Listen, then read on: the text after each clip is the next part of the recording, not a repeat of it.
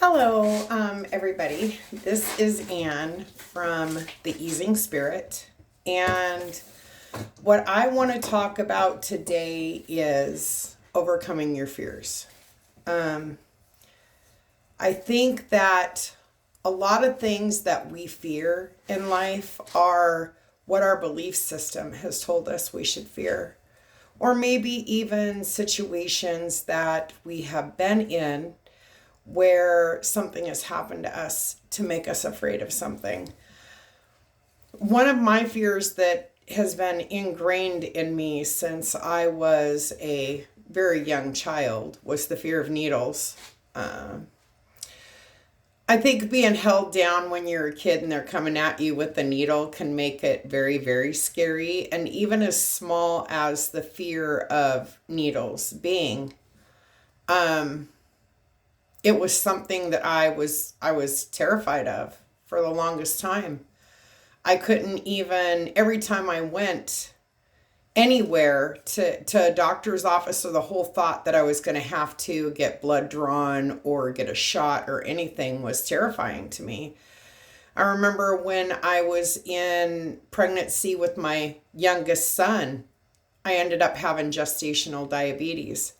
And I was so in fear of needles that the whole idea that I might have to shoot myself every single day with insulin or even the finger prick to test my blood sugar every day, I was terrified by it. Recently, probably about a year ago, before I went through a drastic weight loss on my own, I've been working on eating right and being more healthy. I had started to take Ozempic because I thought that was going to help me to lose weight better. I was only on it for a short period of time.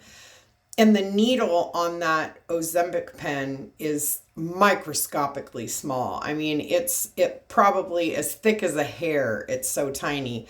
But the whole idea I was going to have to shoot myself with that needle, I literally cried the first time. I thought I was going to pass out.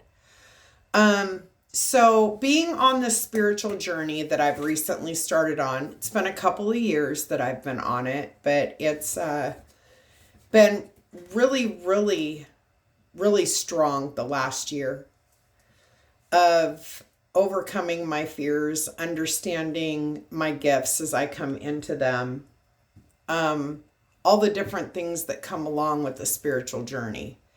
And I decided that I was going to start embracing my fears. And that first one, even as small, because you always want to start small, you don't want to start big, was the needles. So I went to the doctor. It was my yearly exam. And I said to the lady when I went in there to have my blood drawn, I'm really sorry, but you're going to be my guinea pig. And she said, excuse me. And I said, I'm absolutely terrified of needles, but I have decided today that I'm going to force myself past that. And you're going to be my guinea pig. So we're going to see how I go through this. I've never wanted to see the needle. I didn't even want to, if I even would get a glimpse of it, there was no way you were coming at me with it. And so I said to her, I want to see it and I want to watch everything that you do. And she said, okay. I've had other people that have requested me to do that. But if you feel like you're going to faint or you're having any issues, please say something to me right away.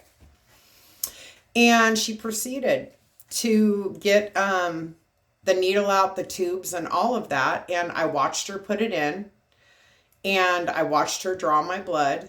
I watched all the tubes fill up and then I watched her pull it out. And it absolutely amazed me that when I decided I was going to embrace it and I wasn't going to be afraid of it anymore, that it was so minuscule when I went through it that I wasn't even afraid. I think one thing that I live by and my guides tell me constantly is your intention is everything. Your thought process and the intention that you set for yourself when you want to conquer something, do something, manifest something. you're hoping expectations on the outcome of a situation. Your intention is everything. And my intention was I wasn't going to be afraid anymore. So I went through that process. And because of that, I then decided I wanted to start donating plasma. So I was going twice a week for like 2 months. I overdid it. My body and my guides were definitely telling me that helping is one thing, but putting yourself out there at the risk of helping is not okay, which is another thing that's a whole nother topic for another day, right? Is overexerting yourself for the care or health of others and not putting yourself first. But so I was going twice a month and donating plasma. And so my whole fear of needles is completely gone. I mean, I don't think I'll ever be afraid of a needle again. So that was a huge shift for me. And when I saw that I started with the small and I could overcome that, I started to think in myself, what else is it? What other things am I afraid of? And I've always been able to talk in front of groups of people, but the thought of singing in front of people was no, that'll never happen. Even though I love to sing and I love music and my life is based on music, I live my life for music every single day. It plays constantly in my house. When I'm here working at my other job, or even when I'm working on things for my own business now, I'm constantly playing music in the background. I absolutely love music.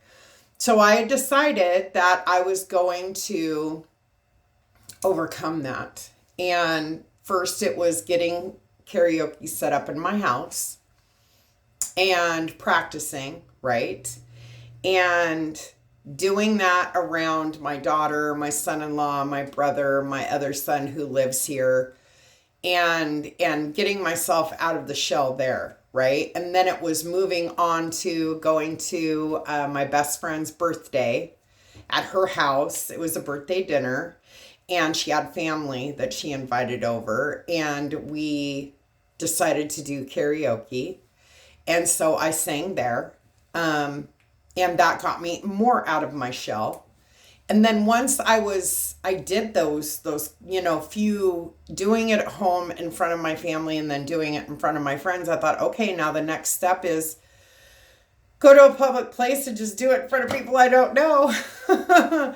So last weekend, we went out, and of course it was a karaoke bar, a bar that does karaoke. And I sang. And I loved it so much that I'm like addicted now.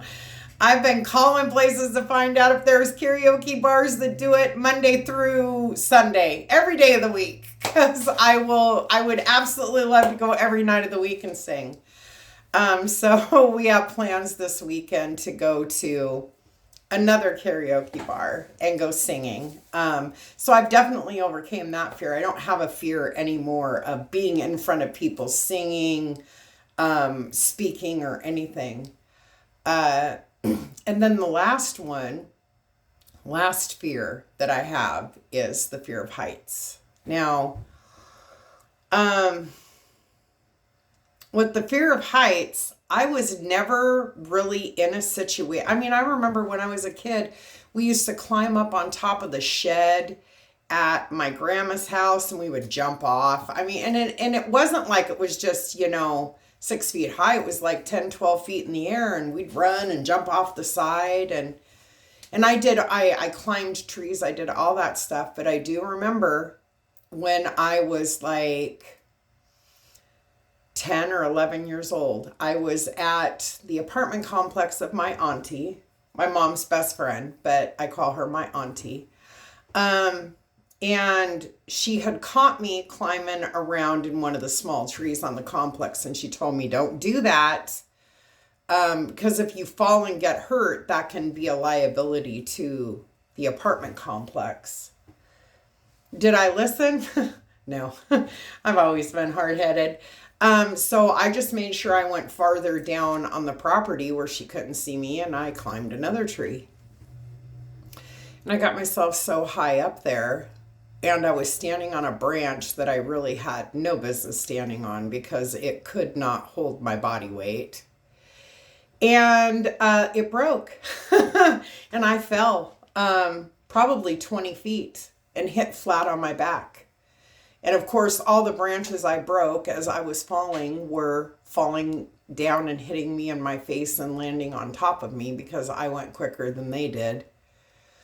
And it knocked the wind out of me to where I couldn't even breathe. And of course, once I could get up, I ran from the tree. I didn't want her to know what happened to me. I didn't even tell her that I fell. I got hit in the face. My chin got split open. Of course, I managed to make up a story of how that happened. But ever since then, I've been afraid of heights. And I think what it was I didn't listen to what I was being told. And so because I hurt myself, I felt like that was a lesson that I needed to learn. It was a hard lesson. And the lesson was, don't do what you're not told to do. Listen when you're, told to do or not do something. And that's what you get when you don't listen. And so it caused a fear in me of high places. And when I turned 18, my dad said that he wanted to take me out to dinner to the Space Needle for my 18th birthday. And I was so terrified that I absolutely refused to go to the dinner. And so my dad told me that I could take the money, that it would be cost for us to go to dinner and I could go shopping with it. And I absolutely opted to go shopping. So going up in high buildings, I always had this idea in my mind when I would be high up and I would look out that I could feel things moving. And maybe to a degree, high buildings do fluctuate to a degree, especially newer stuff that's built or, even stuff within, just the last 50 years has been generally built to last and can sway when there's winds. And when you're talking buildings that are, 100 stories high, or even as high as the Space Needle, there has to be some fluctuation considering for, earthquakes, high winds, different things like that. But I was always convinced that I could feel the movement. And you would think that I would be terrified of flying. I don't like the takeoff.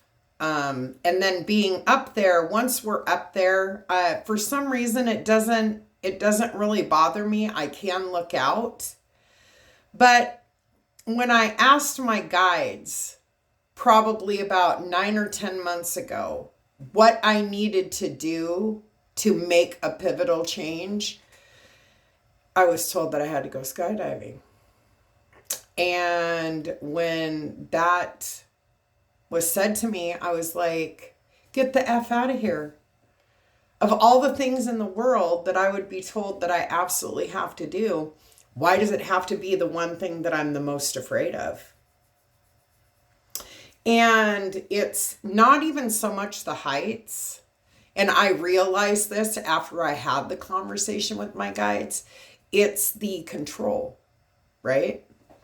So it's when it really, really comes down to it, all of my fears, every single one of them, the fear of needles, the singing in front of people, and being judged, the fear of heights, it's all about control. Having control. So in all due respect, when it comes down to it, it's been one huge fear of not having control, of something being out of my control. So I was, told by my guides that I have to skydive. I wanted to do it last year, but financially and my weight at the time, I was quite a bit heavier than I am now, had some factors in it. But this spring, summer, sometime, I absolutely intend on doing it. I'm going to do it, even though I know that when I get up there, I'm going to be afraid, just because It's the whole idea, right? The whole concept behind it. I know in the end I'm going to come out fine because my guides have told me it's what I need to do. So even if, something went awry and that was my last day, that's because it was meant to be my last day. But I'm absolutely embracing it and learning, I think, and digging as deep as you can on understanding fears, because that's what drives the things we do and don't do within this life, is what we're afraid of. And are you afraid of something because it's out of your control? Your beliefs have told you that you need to be in control of the things that go on with you. But absolutely not.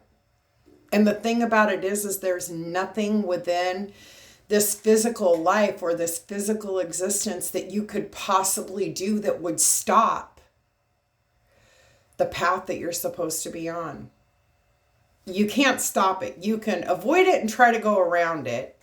And then, of course, the cosmos and creator and the divine will eventually, they'll bring small things and things of light into your life to try to get you to be on the path that you're supposed to be on.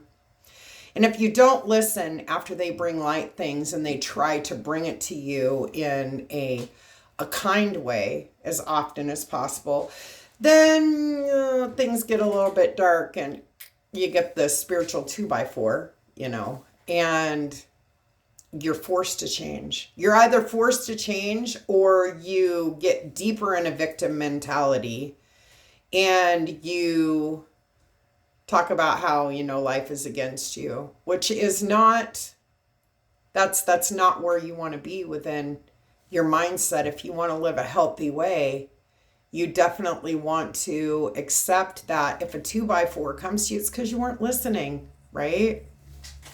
My 2x4 was falling out of the tree and landed on my back, and then spending years of my life terrified of heights because I didn't listen to what I was being told, which was it wasn't safe for me to be climbing up in the tree and I shouldn't be up there mucking around. Now, granted, we're kids at those young ages and we want to have fun and we want to do those things, right?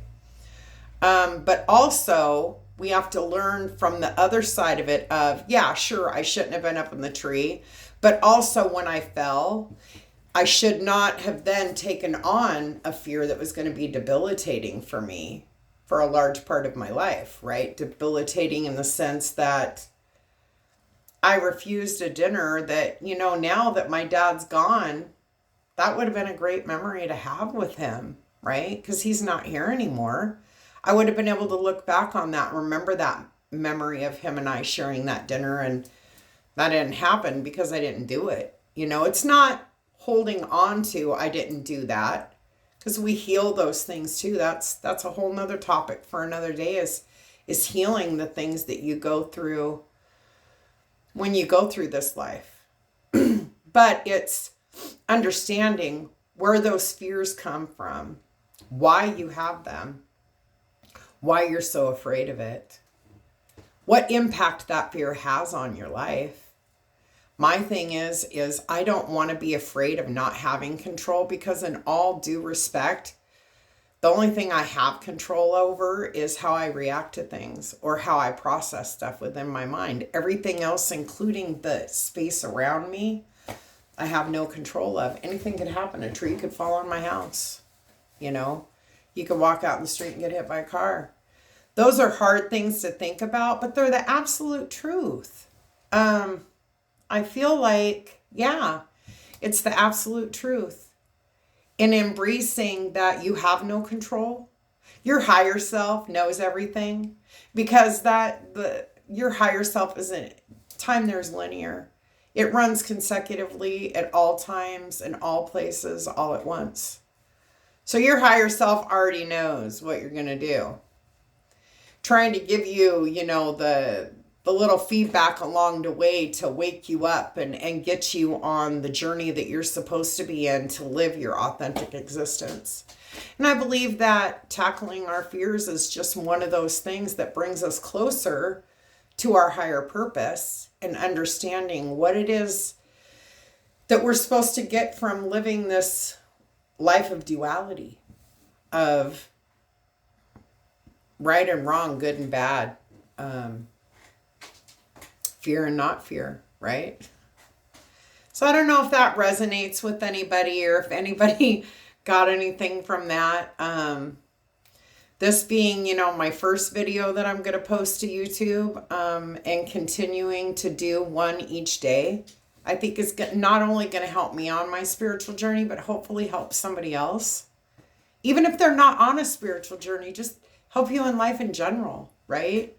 My goal is just to give to as many people as I can and live the best that I can. I'm 53 years old.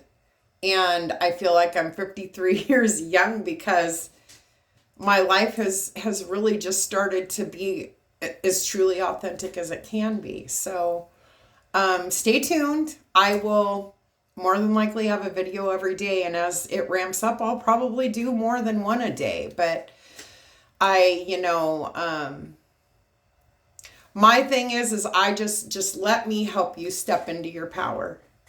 And everybody have a beautiful day, and namaste to you all.